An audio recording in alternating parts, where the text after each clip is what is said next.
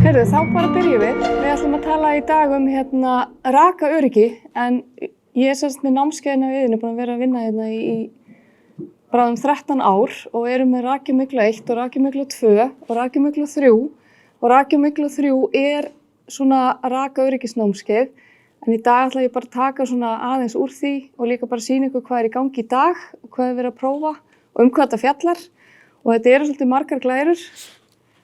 Hæ, en þannig ég hleypi yfir eitthvað, en við stoppum ef það er eitthvað og ef við erum fámennt og góðmennt, þannig að við endilega stoppið og spjallið ef það er eitthvað sem þið viljið vita, eitthvað sem vekur áhuga.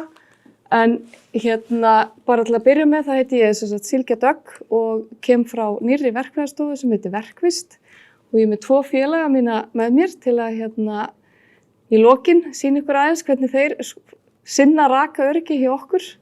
En við erum þverfagleg verkfræðistofa og það sem við erum að hugsa að byggingar séu fyrir fólk og að við viljum hafa vistvænar byggingar og við viljum að innivistin séu góð. Og í rauninni nær rakaöryggi svolítið utan þetta allt saman. Og hérna sjáum við mynd af teyminu, við vorum stofnuð 1. mars. Og ég er bara svo stolt af þessu teymi að ég tók þessa glæru með. Og ég ætla nú ekkert að dvelja við það, en okkar svona markmið á þessari verkfræðistofu okkar er að við stefnum að því að við viljum hafa heilnæma innivist og við viljum hafa vistvænar byggingar. Og til þess að ná því þá þurfum við að huga að sjálfbærni og við þurfum að huga að byggingatækni og rakaöryggi, eða það sem við ætlum að tala hérna í dag. Og í byggingarreglugerð, ef við skoðum hana, að því að stundum hefur komið fram að það vanti nú eitthvað í regluverki hjá okkur annað. En ef maður les kaflana í reglugerðinni og yfir skriftina þar, að þá í rauninni stendur að þú megir ekki byggja hús sem blotnar eða myglar eða skemmist eða þannig að innivestin skerðist. Það er alveg skýrt, en það sem er ekki skýrt er hvernig náum við því að byggja hús á þennan máta. Og það er mitt fjallar rakaöryggi svolítið. Þarna ætla ég bara aðeins að sýna ykkur að í líftímakostnaði bygginga þá er rekstrarkostnaður og viðhaldskostnaður miklu meiri heldur en í rauninni hönnunarfasin og framkvæmdafasin. Þannig að þið getið ímyndað ykkur ef við erum að líftíma greina byggingu og á lífsleiðinni eftir 5 ár þarf að skipta alla glugga. Hvað í rauninni útkoman breytist mjög mikið bara við það að fara í ótímabært viðhald miðað við til dæmis útreikninga. Þess vegna er rakaöryggi svo mikilvægt líka til þess að halda þessum kostnaði niðri. En hver er orsök rakaskemmda? Því að rakaöryggi snýst það að koma í veg fyrir rakaskemmdir. Hvað segið þið? Hver er orsök rakaskemmda? Það er ekki nóg loftun. Ekki nóg loftun? Það er bara fyrir gluggum og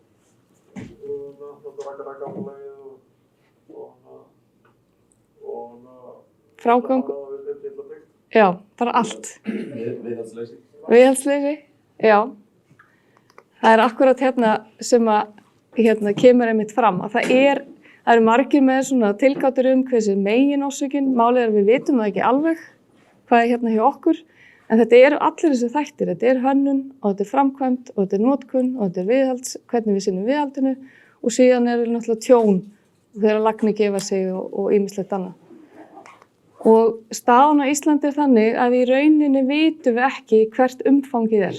Og það er svolítið erfitt að vera að taka á vanda þegar við vitum ekki hvert umfangið er og við vitum heldur ekki svona tölfræðilega marktækt hvar vandinn liggur helst.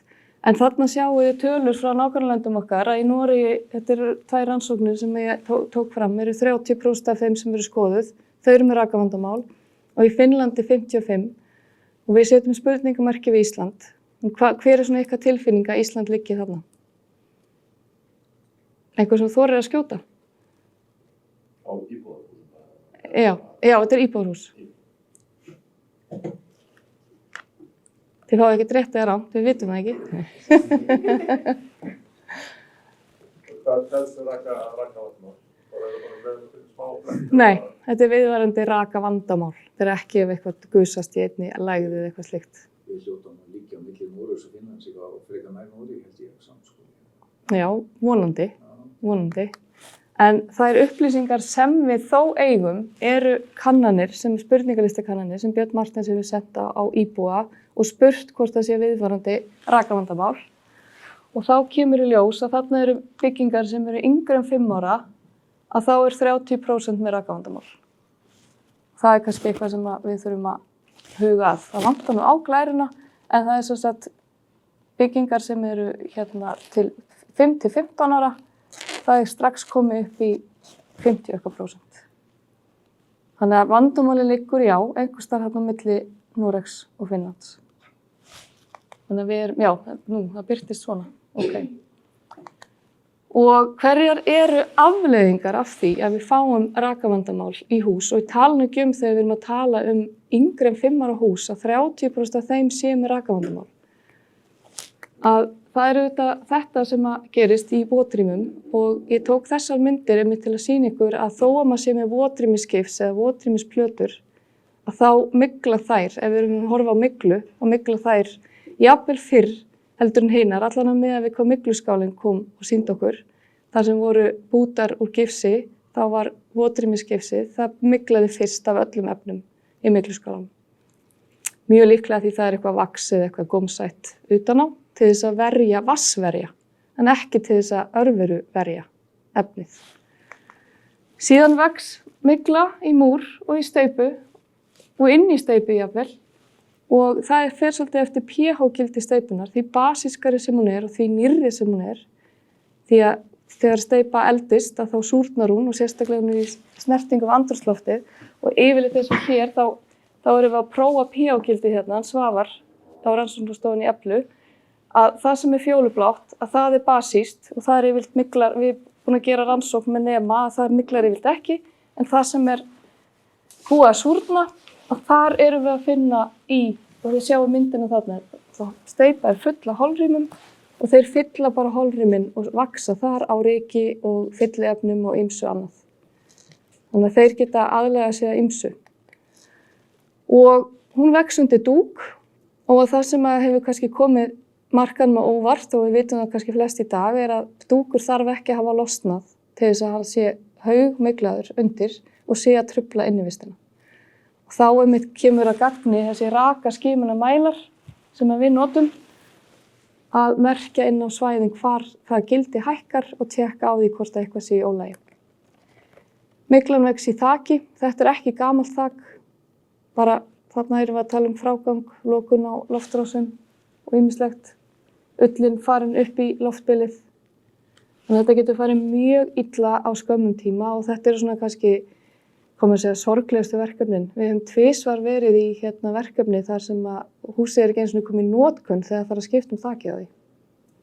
Og það er fyrst og fremst má rekja til lélegs raka öryggis. Og dæmi ég tók þessi dæmi úr fyrirlestrum sem ég og Eiríkur er með, ef einhver er búin að mæta þangað, er búin að sjá þetta. Við erum með þarna að skoða 10 ára gamalt hús og þar eru allir gluggar sem leka. Þeir eru frauðaðir í. Þak er steypt plata og PVC-dúkur, það er semst að leka þakið og þá þarf að fara að finna það. Þeir sem hafa einhvern tímann þurft að leita gati á PVC-dúk, vita hvernig það er. Vatnið kemur niður einhvers staðar allt annars staðar, heldur gatið er. Steypuskil, illa frágengin, sólpallur og bílskúr og vantar vatnsvarnarlag, þannig að bílskúrsþakið lekur líka. Og svo eru lagnarými í votrýmin þannig, það voru hlaðnir veggir en það var í kringum lagnirnar var létt uppbygging og þetta var allt sem mann þurfti að skipta Og þá spyr maður sig einmitt hver kostnaðurinn og hver borgar, hver ber ábyrgð á þessu?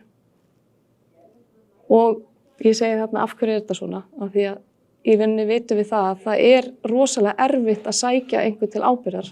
Tala nú ekki þegar hús eru 10 ára. Það er búið að koma í ljós eitthvað í gegnum árin, einhver litli lekar, en ekki búið að gera svona heildstæða úttekt. Hérna svo annað dæmi fjölbýlishús, 8 ára gamalt. Og þar eru líka að leka allir gluggar og gluggarnir sjálfur í þessu tilfelli, ekki þéttingin. Þeir eru CE-vottaðir sem ég vona að flestir séu búin að átta sig á að CE-vottun þýðir ekki endilega að varan hendi á Íslandi þó hún sé CE-vottuð, þannig að við þurfum líka að tryggja að gluggarnir þoli samkvæmt reglugerð 1100 Pascal slagregspróf. og það lekur líka með gluggunum og svo létt timbur hæð ofan á. Hún hefði verið skilin eftir og blotnað á byggingatíma og síðast en ekki síst þá sett þolplast á gólfplöturnar til þess að koma parkettinu á nógu fljótt. Og undir plastinu komin örvervöxtur og fólk væri ekki að spá þetta nema því að fólk raunverulega verður lasið af því að hafa þetta undir parkettinu hjá sér. Þannig að þarna til dæmis eitt dæmi rakaöryggi, það ekki verið að tryggja að platan sé þurr. Og þá það í rauninni hvað felst í rakaöryggi, hvað snýst þetta og þeir sem hérna, hafið þið eitthvað notað við þetta hugtak rakaöryggi? Hafið þið eitthvað verið að vinna með þetta? Það einhverju sem kinkja kolli. Alltaf, þeir tveir bara fylgisveinir mínir hérna úr verkvist. En það sem skiptir máli með rakaöryggi, það í rauninni að horfa á þetta heildstætt að strax koma að í hönnunarferli, í framkvæmd, við efniskaup og efnisval og líka við notkun og rekstur. Þannig að rakaöryggi á við á öllum stigum og til þess að aðstoða okkur þá nú til nokkuð góð erbiblöð og eins og ég segi, þið fáið þessar glærur þannig að þið viljið fletta þeim upp og þau frí og aðgengileg á vef HMS.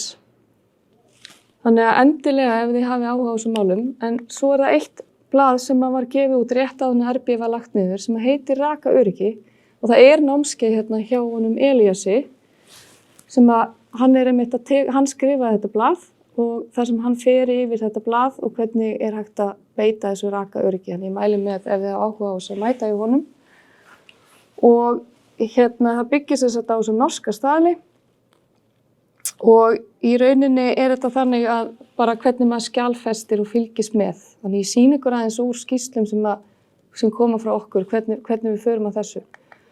Í nágrannlöndum okkar þá í rauninni þannig að í Noregi fara allar stærri byggingar í rakaöryggisrýni.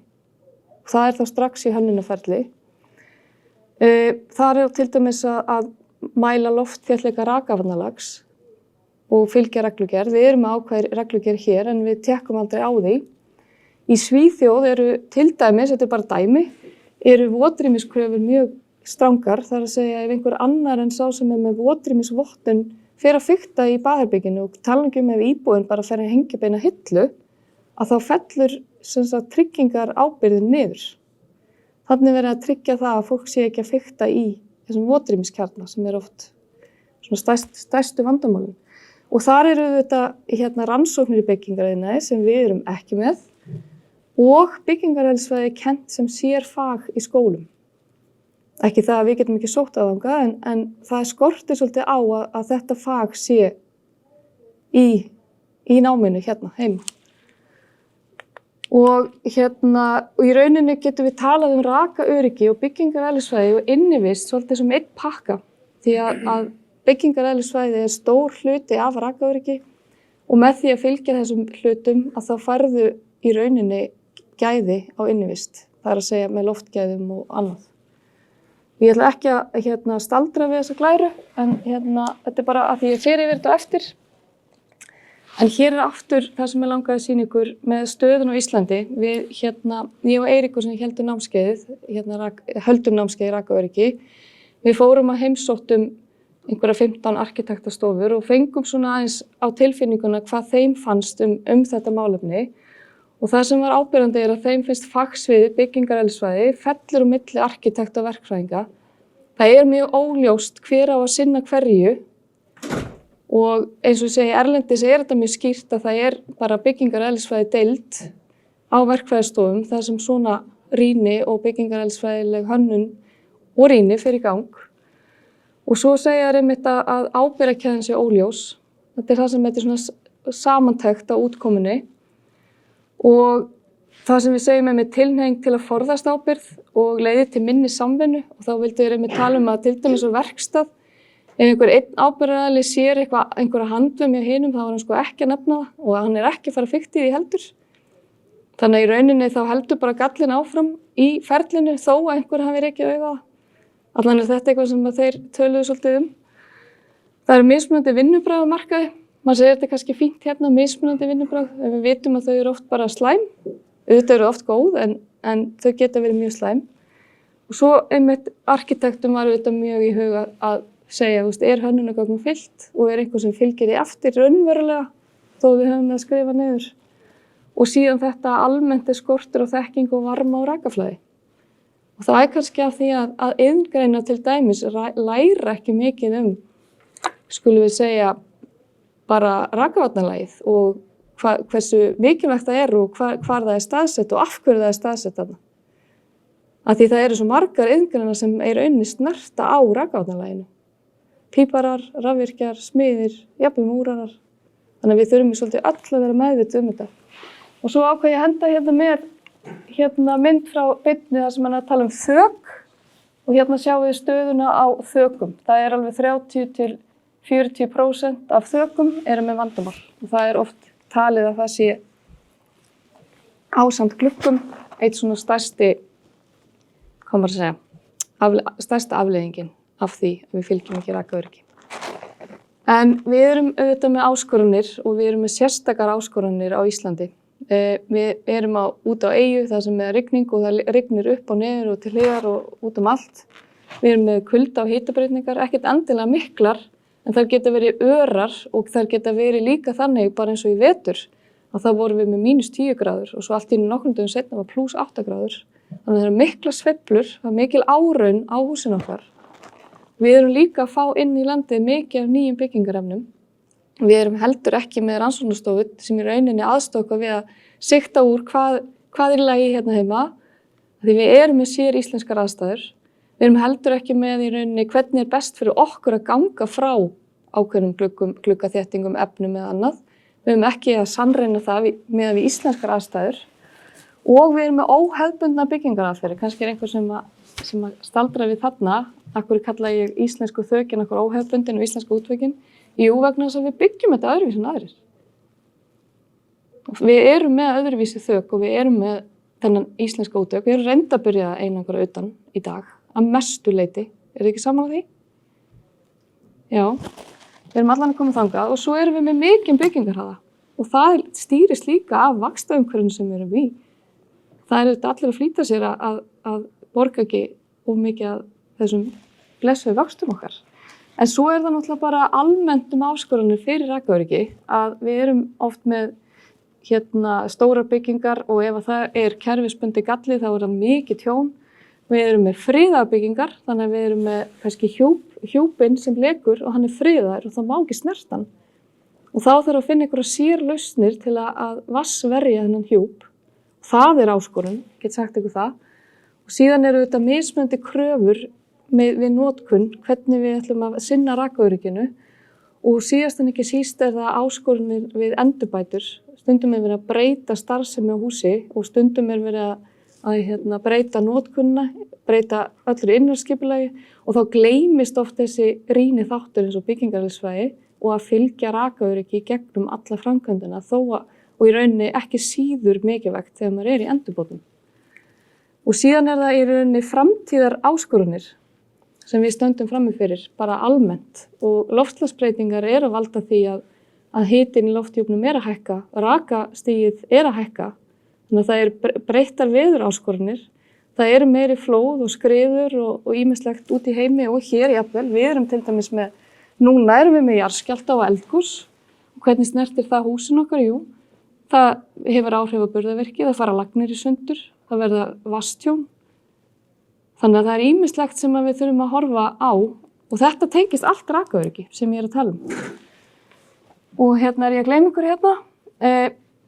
Svo er það ekki síðast en ekki síst að kröfur neytenda góða innivist virðist vera eiginlega komin til að vera. Að neytendur eru aðeins farnir að huga að því að það skiptir máli að hafa góða innivist. Og þá er rakaöryggi einmitt einn af mikilvægustu þáttunum. En til þess að vera líka smá bjartsýn og tala eitthvað jákvætt, við erum núna í dag, það er til dæmis verktaki sem að lætur öll sín verkefni fara með og vera með rakaöryggisfulltrúa, sem ég útskýri fyrir ykkur eftir hvað þýðir. Af því hann vill bara í rauninni reyna að fyrirbyggja og koma í veg fyrir og minnka líkurnar að fá, eins og hann segir, verkefnin í hausinn eftir stuttan tíma út af einhverju litlu atriði sem við fara úrskeiðis.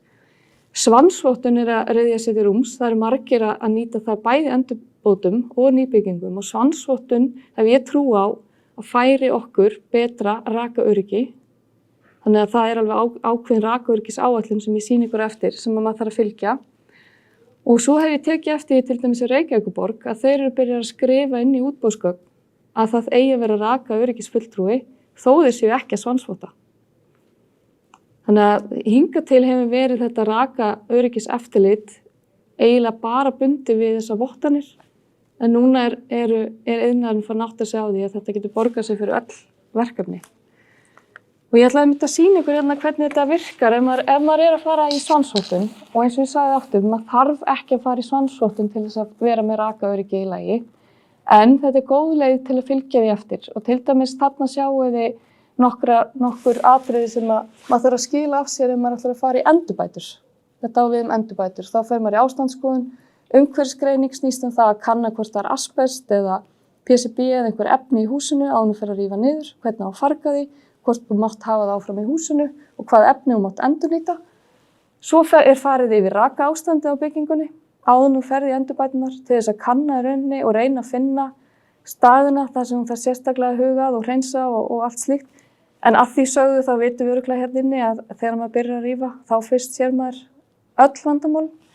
Og síðast en ekki síst það svo rakaöryggisáætlun sem fylgir þá framkvæmdinni og endurbótunum eftir.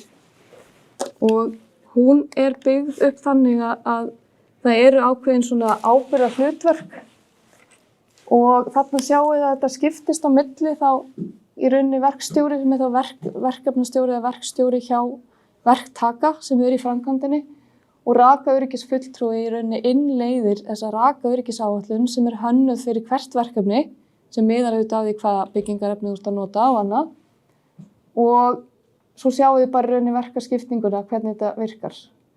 Það sem sagt vörupantanir, það vöruafhending, það hvernig þú geymir vörurnar, það þakvinnan þegar þakinn lokað þá þarf rakaöryggisfulltrúi til dæmis að mæta og skrásetja niður rakastigið í timbrinu áður en maður lokar og hérna líka hlutverkin farið yfir það og þetta allt í glærunum sem þið fáið og hérna sjáum við að gluggar ísetning verða ekki tilkynni hvenær ísetning hefst og hvenær gluggi tilbúin til slagviðursprófs eða slagregsprófs. Og þetta eitthvað sem verktakar líka byrjar að gera. Hafið þið tekið þátt í svona slagregspróf? Já. Ok, við sýnum ykkur dæmi, þeir ætla að sýna ykkur dæmi sem þeir hafa framkvæmt. Og hér sjáum við, þetta rauninni það sem fylgir í rauninni svansvottunni. Þetta eru atriði sem verður að gera í svansvottun, en þetta bara gott fyrir öll verkefni í rauninni. Og ég ætla að sýna ykkur bara til dæmis dæmi hvernig við setjum upp svona frávikagreiningar. Að ef það koma upp frávika á byggingatíma, að þá rakaöryggisfulltrúi, hann virkjar í rauninni eitthvað viðbragð. Það kemur eitthvað fyrir, til dæmis segjum bara að það rigni inn í þakið í uppbyggingunni. Hvað þarf að gera?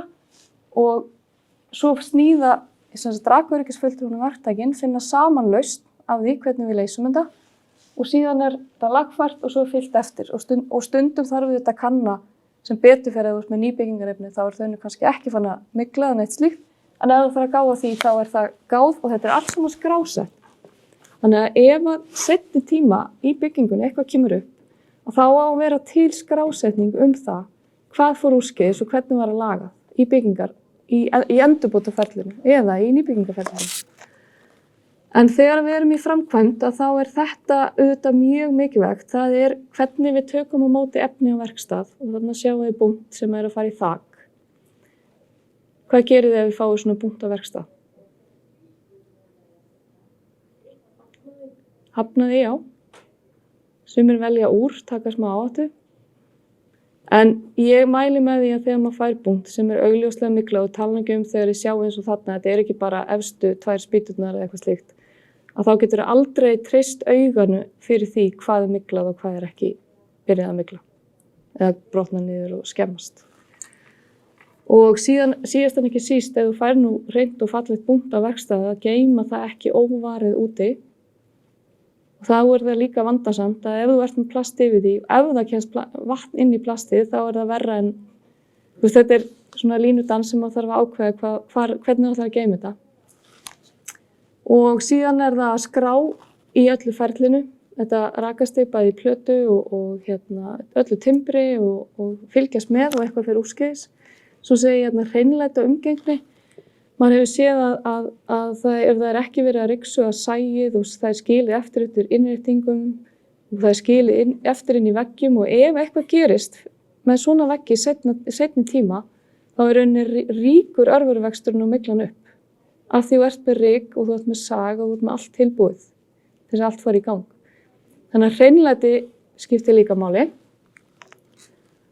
Og síðan ætlaði ég í lokin að fara yfir svona próf og mælingar og hvað maður getur gert til þess að í rauninni sjá svolítið fram í tíman. Og ég veit ekki hvort að þegar við verið í svona verkefnin hafið við tekið þátt í að taka lekapróf til dæmis á þaki þegar búið að dúkleggja. Áður en við förum að byggja upp inni og setja upp gifsveggi og ýmislegt annað.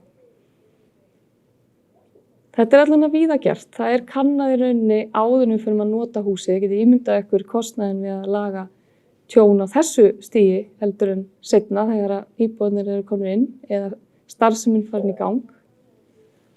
Og ég ætla eiginlega kannski bara Hlynur og Arnar sem eru með mér. Þeir eru þeir sem hafa verið að loftþéttleikamæla og slagræsprófa. Þeir ætla að sýna okkur síðustu 3 glærurnar. En þetta til dæmis eitthvað sem því miður ekki gert í rauninni nema þú sért að sannsota. Það eru ekki margir sem að kalla í einhvern til að loftþéttleikamæla rakavatnalagi til dæmis í þaki nema þú sért neyddur til þess út af vottun. Og við erum með reglugerðarákvæði sem þarna 3 rúmmetrar og svona þetta gert. Einhver sem hefur tekið þátt í svona? Já. Gústi, þú hefur gert svona eða ekki? Já. Og þetta í rauninni, ég get sagt það því ég hef aldrei gert þetta. Ég held að þetta sé ekkert mikið mál, það er ekki rétt fyrir mér. En þetta getur gefið þér alveg ótrúlega dýrmætar upplýsingar eða gat á rakavatnalaginu eða einhver ófullnægjandi frágangur, þá getur þú lagað það strax á þessu stigi áður en fyrir að loka. Og þetta til dæmis bara dæmi það að þarna erum við að skoða í WUFI þök einangur á milli sperra og þarna ætla ég bara að sýna ykkur WUFI virkar þannig að þú stillir upp einhverjum byggingarhluta og þú hermir hann í gegnum í rauninni ár, íslenskt veður. Það er valið minni með 2015, það svona eitthvað típist ár fyrir Ísland og það keyrt í gegnum það. Og þarna sjáu þið, þetta er efnisraki í borðaklæðningunni í upphafi og hvernig hann í rauninni sjáu þið hvernig hann fer niður og hérna fer upp. Munurinn, og svo að því að svona hermi forrit náttúrulega fylgja bara þeim forsendum sem maður setur inn. Og hérna Eiríkur að prófa mismunandi íbúa, mismunandi notkun. Hér getum við ímyndað okkur að búi bara hjón sem eru bara með svona hefðbundna fjölskyldu starfsemi. Hérna kannski komið 1-2 börn og þarna eru kannski 4 börn og mikið af þvotti inni og annað. Þetta er raka íbætingin inni breytist. Og þið sjáu það að mikið raka álag í svona þaki að árin valda því að það bara safnast upp raki í þakinu.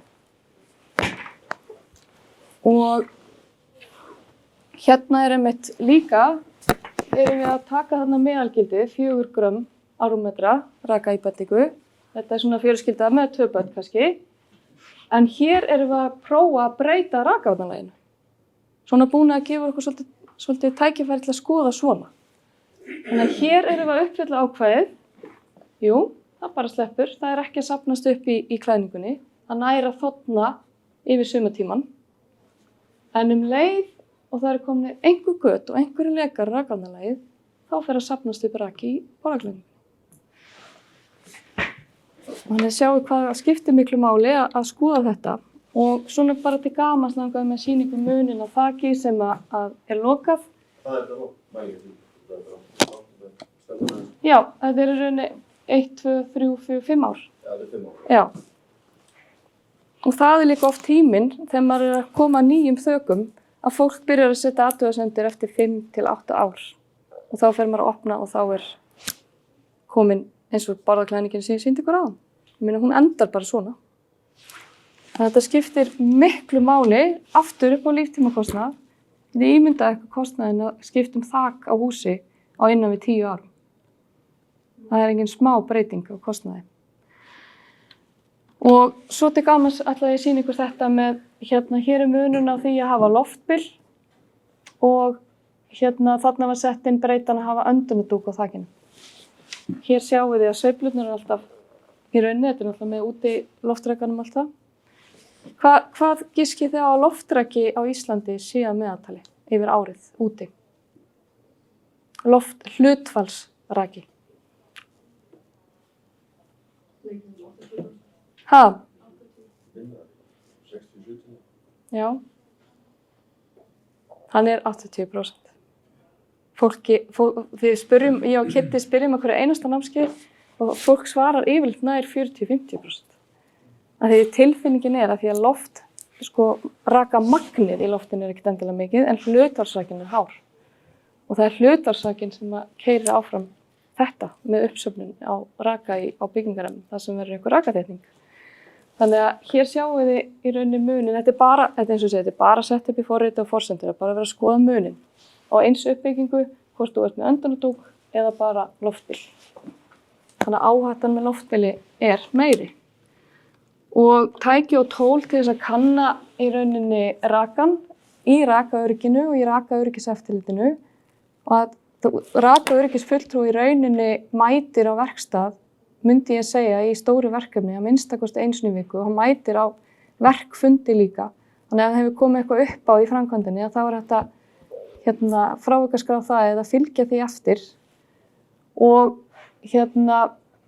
við sem sagt getum mælt þá í timbrinu og við skoðum líka plöturnar áður en við setjum gólfefnin. En ég ætlaði nú aðalega bara að sýna ykkur upp á það að við erum ekki að treysta þessum mælum. Þetta eru skimunarmælar, yfirborðsmælar, ef við ætlaði að fara að leggja gólfefni og bara ábyrgð á þeim. Þá erum við komin út í það að við viljum bora niður í plötuna og kanna hlutfallsrakann í plötunni og fylgja því eftir. Og svo er bara til, ég held að með þess að síði rakaöryggisblaðinu hjá Elíasi, hvaða gildi við viljum hafa fyrir gólfefni, ákveðin gólfefni og annað. Svo er ég var leiðbeinandi hans Arnars, þar sem hann var að skoða skýrslur hjá Eflu á heimilum, þar sem var auðvitað rakavandamál, þannig að þetta var ekki svona úrtak úr öllum húsum, heldur það sem voru vandamál. Og hann, með þessum skimunarmælum sem ég var að sýna ykkur áðan, að þá var þetta niðurstaðan, hann var greindi 130 skýrslur minni mig, að við tölum aukinn raka, það sem mælirinn er með hærra útslag, það sem leiðnin er meira, það er raki, og það var í hvað? Þetta eru útveggir. 30% var það útveggir. Og þá fór hann að skoða hver eru orsakirnar. Og í flestum tilfellum, til dæmis í útvegnum, að þá var það gluggar og útihurðar. Og þá ætla ég að biðja ykkur að segja að ég hef til dæmis ekki framkvæmt slagregspróf, heldur þið hafi gert það. Og þetta er mjög gott tól og tæki til þess að grípa snemma inn í. Núna hafið einhverjir séð í fréttum að það eru byggingar sem eru með 9 gluggum sem leka og þá er mjög gott að vita það áður en þú klárar og skilar til dæmis íbúðinni sinni. Hvað viljið þið eitthvað segja þetta? Hvernig maður framkvæmir þetta? Maður þarf sem sagt að þá erum við að prófa hvort að þéttingin og glugginn, er það ekki? Já, það er við festum með ramma við. Komið bara. Eða, við erum svo fámenn og góðmenn, þið bara, já. Eða útidyrahurð. Það eru gluggar sem þurfa að vera, og ótt að vera búið 1100 paskur á Íslandi og CE-merkingar í Evrópu. Þessi bara kröfunar upp á 600 paskur. Þannig að við sjáum það að það er í rauninni bara helmingurinn að því sem við þurfum hérna á Íslandi. Og við höfum verið að prófa ef við verðum kallaðir til eða dómskvöldur matsmaður til dæmis, þá er í rauninni prófanir sem eru framkvæmdar á verkstað ekki stýrðar aðstæður eins og eru í verksmiðjum og til að fá vottanirnar. En þá reynum við að líkja eftir þeim eins nákvæmlega og við getum. Og svo það kemur tafla á næstu klæru sem sýnir skrefin sem við tökum og mínúturnar hvert skref tekur og þá byrjum við að keyra þetta hægt og rólega upp og eins og við sjáum hérna þá prófað bara upp á 1200 paskur og að segja í byggingarreglugerð að það séu krafa á 1100 en þá prófin upp á 1200. Þannig að Hér sjáum við dæmið ekki. Það eru athugasemdir bæði þarna við 50 já. og 150 og svo 750.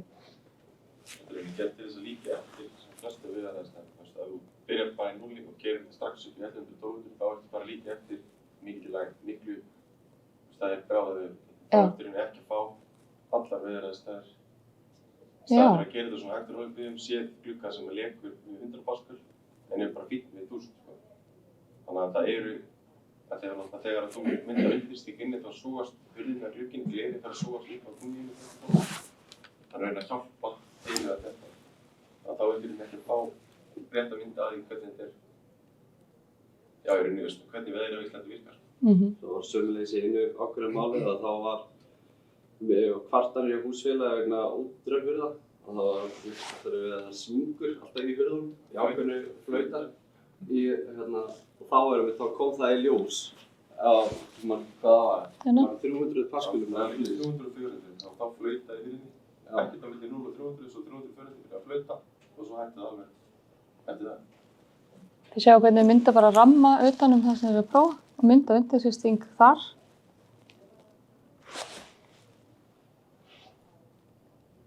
Þannig við höfum séð til dæmis þessu leikreiningar frá bíl og við viljum gera þetta strax í betur við erum ekki sammála því. Það er úr þessu sama máli. En þið keyrir prófið í 75 mínútur. Já, svona, ég kannski ekki alveg 75 mínútur að þú sér það nokkuð snemma hvort þetta sé að gera eitthvað sko. Þannig að maður kannski tekur þetta aðeins en við allavega 45 mínútur klukkutíma við segir sko. En þetta próf sem að taflan sýndi þarna, það var það bara eftir staðli sem við förum Það er einhver staðan. Já. Það er ekki staðan að koma til stefnir, það er svona góðið upp úr tveimur öðrum stöðum. Staðlarnir eru þarna í glærunum sem þetta er byggt á. Þú veist, þetta er náttúrulega ekki prófun, þetta er próf. Þá er þessi rammi sem við setjum plastaði, þá erum við að setja slöngu þar inn í götuna og erum þá að mæla mismunandi þrýstinginn inn á plassis og inn í íbúðin.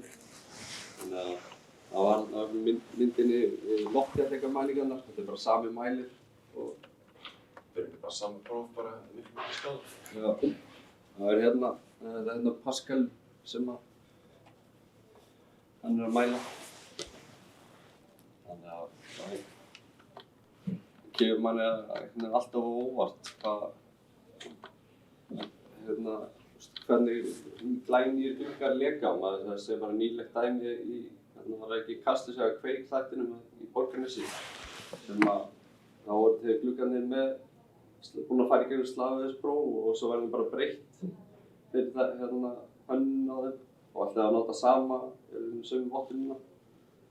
Það er náttúrulega búið að umbreyta bara hönnun á glugganum. Var það ekki þannig? Hann var þrefalt gler og þeir voru bara með tvöfaldu gleri, þannig að... Skýr ekki framleiðandi með samþykkja svona eða skýra svona? Já, þeir pöntuðu tvöfalt gler því að það típist ekki Já, að nota þrefalt gler. þannig að þeir... En þeir framleiða bara þrefalt gler úti. Já, en svo létu þeir bara vottunina fyrir þrefaldagleri fylgja. Já, Já. og það var ekki vottað ekki. Í rauninni ekki, nei. Og þið sjáu líka afleiðingarnar af því. En nú erum við búin að fara svona yfir hvað rakaöryggi, hvað felst í því og hvað fjallar. Og þetta er bara kannski bara svona minnispunktar. Við getum komið auga strax í hönnunarferlinu og það er strax hægt að afstýra einhverju og sérstaklega kerfislægum göllum, stórum göllum. Og svo er þetta samskipti á milli fagstétta sem er rosalega mikið þetta við berum virðingu fyrir hvort öðru og við komum með vandamálin upp á yfirborðið og ræðum þau. Þannig lærum við. Og að það sé fundur í upphafi verkefnis og þá sé rakaöryggisfulltrúi viðstaddur. Og síðan segi ég bara þarna leiðinni aðeins áfram, finnum leið fram með hindrunum af því að maður hefur heyrt það rosalega oft, við erum aldrei að fara að byggja yfir. Það bara fíkur og við erum aldrei að fara að gera þetta, við erum aldrei að fara að gera hitt. Maður hefur heyrt þetta á námskeiðum sem við erum búin að vera á En ég er nú akkurat bara með einn hérna í salnum sem er nú bara brautryðjandi í að byggja yfir. Viltu kannski enda bara námskeið og segja okkur frá því? Hvernig maður byggir yfir þegar maður er að framkvæma? Fyrir ekki að ég setja á annan stað? Ég veit það einhver 10 ár sem ég gerði það fyrst, bara byggja yfir 20 hús. Og ég veit í svona ákærfi og það heldur fast, það heldist yfir, bara það að maður lókur sér alveg. Við erum einmitt með hann að byggðum yfir nóvember, yfir 300 frá okkur en þá. Og það stendur eða og búið að flytta glugga í og græða þakk og allt yfir háa, við háendatíma. Það er svo saman að þeirra hægt, sko. Ok, áttu þetta skrásett og maður geti vísað í það? Og hefur ekki komið neitt, engin vandræði eða? Það var bara geima mátt að segja það aðeins, það sjálf myndi örugglega lífa við. Já. Það hefur svona tímur meira. Ok, og ef þú getur skotið á, hvað kostar þetta í upphæði? Þessi var þetta mjög dýrt, það var mjög flókið, sko. Það er svona verið kannski 250 einhvers og 300 miljónir. Já, ok. En það er samt búin að skila ykkur, ég hef séð útreikninga á að þegar þú getur unnið inni og þurrverkstæður og... Þau byggðu yfir annar verktaka og sá að menninni er bara mæta bara okkur 8 mótana til 4 alla daga. Já. Þeir hafa eitthvað en ekkert, það er ekkert það er rigning í dag Já. Prófum morgun. Já, einmitt. Og líka fundur og svo við líka við sjálfum en þetta verk sem ég vil taka er svona líka bara rukka mjög lítið fyrir yfirbyggjum og þeir tekur verk sjálfur eins og bara drepa mikið hagnaðar. Já. Svo þess að ef maður er mikið í þökum, eins og séum við meira margt bókað í þökum, bara að byggjum við yfir þá heldur maður verk, þannig bara klárum maður verkið bara fyrir næsta verk og rúlar þetta bara áfram. Þú ert ekki á veðurfréttunum á hverju kvöldi? Já, einmitt. Það var eitt svona dæmi sem við þakk sem tók fyrir 3 ára síðan, svo 2-3 sem var ekki byggt yfir eða svoleiðis. Þeir voru slást regnið og við þurfum að skipta þakki 10 ára síðan, það var ónýtt. Já, þetta er alveg dæmi sem maður hefur séð. Og þegar við rifum þetta upp, þá sáum við bara að þau voru bara alveg á fullu. Bara sperrunar stóðu sig saman í endum og bóðuklæmingin bara rétt gettu sperrum og bara þegar maður sá hann vinnubræðin og alveg að býta sér. Og líka þannig að þegar maður byggir yfir það, ef maður kemur ykkur ljós, þannig þegar ég var þakkinn og kemur ljós að það er gleðut og plasteinum milli sperra og rakvöldan er ónýtt og getur maður laga það. Já, maður getur haldið áfram. Maður rignir ekki inn í húsið. Já. Takk fyrir þetta, Gústi. Þetta var frábært. Þannig að þetta er hægt. Gústi mun segja okkur frá því næsta vetur, þannig að getur bara að segja frá þessu. Það ekki? Það er svona að síðan að vera svona.